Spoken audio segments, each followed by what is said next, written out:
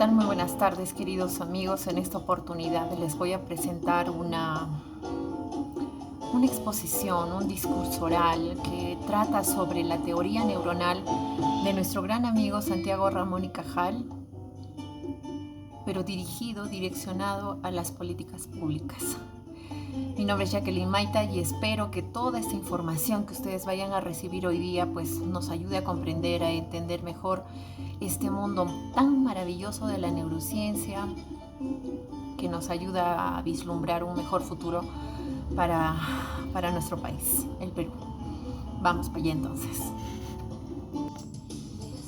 Bueno, queridos amigos, antes les voy a hacer una breve reseña histórica de Santiago Ramón y Cajal. ¿Quién fue Santiago Ramón y Cajal? Pues fue un estudioso de medicina que en el siglo pasado ha llevado sus investigaciones a tal nivel que pues ha hecho un excelente aporte dentro de la neurociencia. Ha establecido la estructura neuronal y nos ha manifestado que la neurona también tiene su estructura propia y es una célula específica la que ayuda al desarrollo de capacidades, competencias, habilidades del ser humano. Dentro de este discurso voy a mencionar a Lopera Chávez del 2011, también voy a mencionar a Palacio Sánchez, Vergara Méndez, Lévano y Guerrero en el 2011, que también han efectuado un estudio minucioso respecto a la teoría de Ramón y Cajal. Y también vamos a mencionar a Rodríguez del Romo, que también tiene importante relevancia en el año 2005. Obviamente que existen teorías más recientes, pero la que hemos querido tomar es la que hace un enfoque a las políticas públicas. ¿Para qué? Para tener aportaciones en sentido de capital humano. Entonces vamos a tener en consideración esos tres aportes, ¿de acuerdo? Para ir avanzando un poquito más respecto de lo que les mencionaba, ¿no? Ramón y Cajal ha hecho estudios sobre la estructura neuronal. A la actualidad tenemos el lujo de poder visualizar estas imágenes detalladas en todos los libros de anatomía.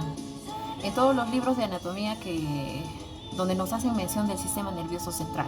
Entonces podemos vislumbrar ahí la parte de la estructura neuronal. Tenemos el núcleo, el axón y las dendritas.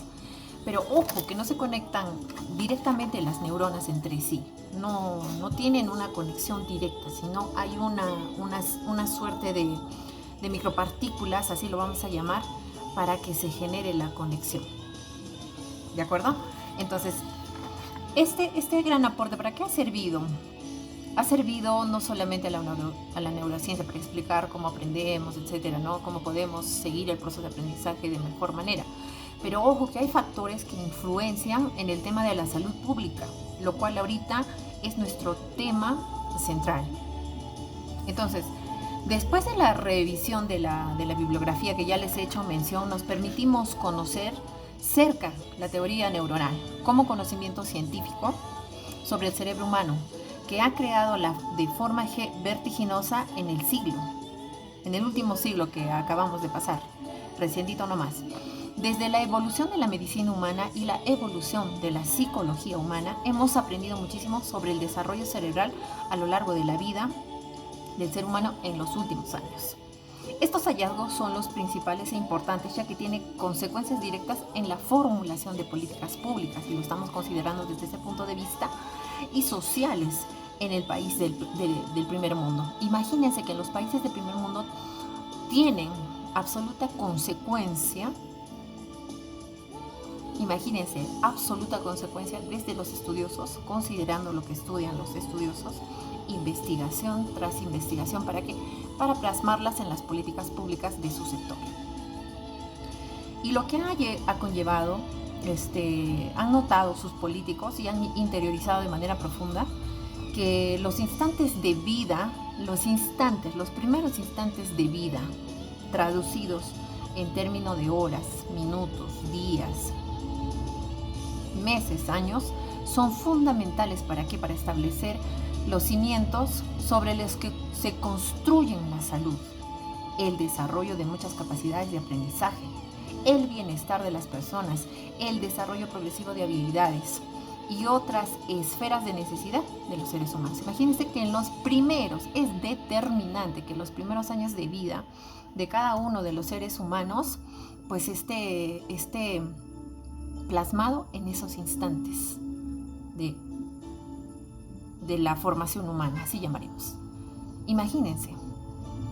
¿Le hemos dado importancia? Sí, le hemos dado importancia con algunas políticas. Por ejemplo, tenemos la política de salud, las atenciones prenatales a las madres gestantes en pleno periodo de gestación, pero no siempre son oportunas. Me refiero a oportunas ¿en qué sentido? De que las familias van cuando ya tienen 2, 3, 4, 5 meses, 6 meses de gestación, o van en el último trimestre de la gestación.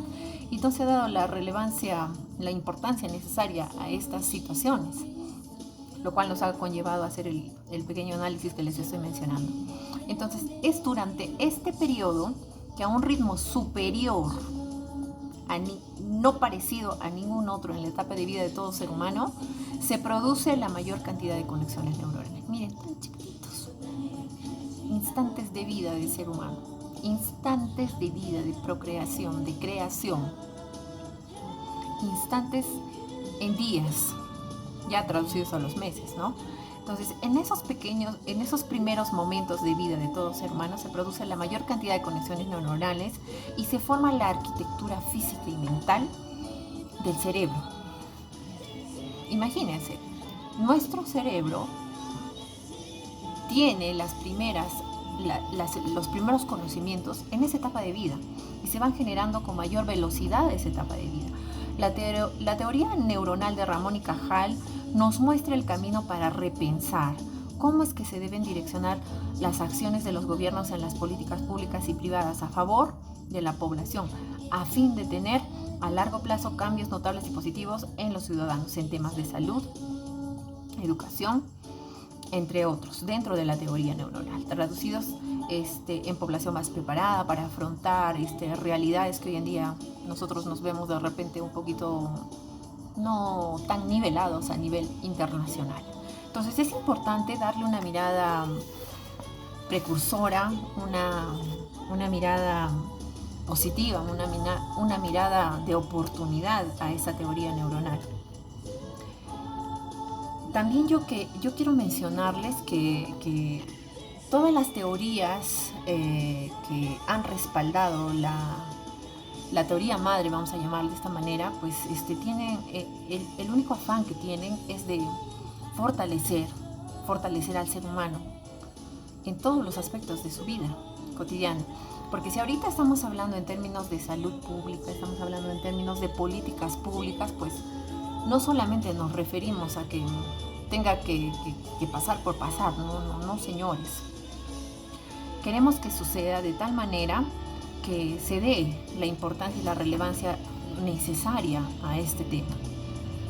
Miren, no solamente los científicos se han visto llamados a comprender la teoría neuronal de Ramón y Cajal, sino también se han visto obligados los estados, los políticos y las sociedades.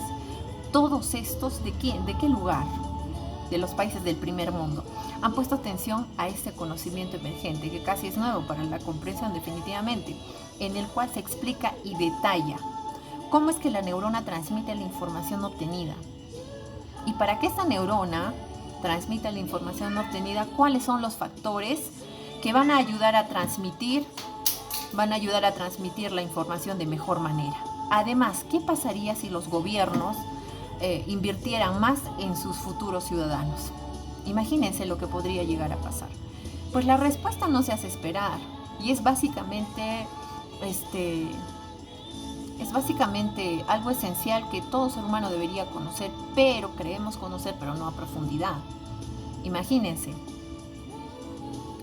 la neuroplasticidad, la cual señala uno de los conceptos más relevantes que dan respuesta a estas interrogantes, ya que en el proceso de adaptación constante de la neurona se da mayor velocidad mientras más antes sea la intervención en un ser humano. Y ojo que solamente tenemos, para que haya todo este tema favorable, esa es la palabra, para que todo sea favorable para el ser humano, solamente tenemos el primer año de vida. Y nuestras políticas públicas no están direccionadas en ese sentido.